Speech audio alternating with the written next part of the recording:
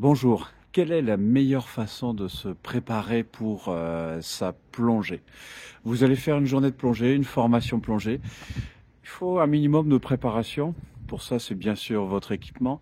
Je pense que la chose la plus fondamentale, c'est d'arriver à l'heure et méditer, ça peut être pas mal.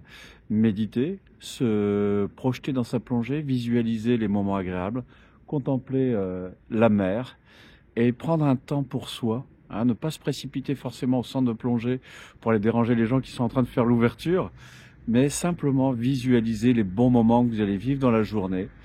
Et pour se préparer durant le trajet ou même avant, simplement prendre des temps pour soi, pour respirer calmement, hein. Vous avez peut-être déjà entendu parler de cohérence cardiaque, hein, une respiration lente et profonde. Vous pouvez faire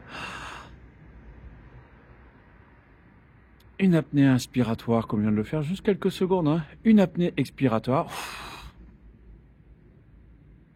Ça va contribuer à déjà ralentir votre rythme cardiaque, faire baisser le stress, hein.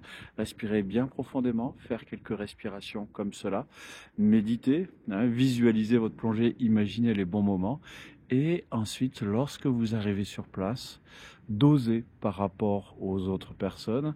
Euh, Si possible, bien sûr, qui est le plus rapide à s'équiper, parce que c'est celui qui doit s'équiper en dernier de façon à avoir une synchronicité.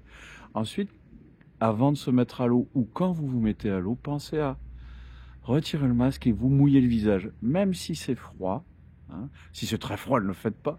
Mais l'avantage, c'est que ça va provoquer chez vous le réflexe d'immersion, qui est une bradycardie et une concentration du volume sanguin vers les organes vitaux, hein. C'est ce qu'on appelle le réflexe d'immersion. C'est celui qu'ont les mammifères, hein, les phoques ou les cétacés, pour pouvoir faire des plongées longues, détendues, etc. La clé du succès en plongée, c'est la détente préalable que vous obtenez par, bien sûr, la maîtrise de votre équipement, de votre technique, mais aussi la visualisation au préalable. Si vous arrivez à la bourre à une plongée, que vous n'avez pas bien dormi, etc., elle ne va pas bien se passer.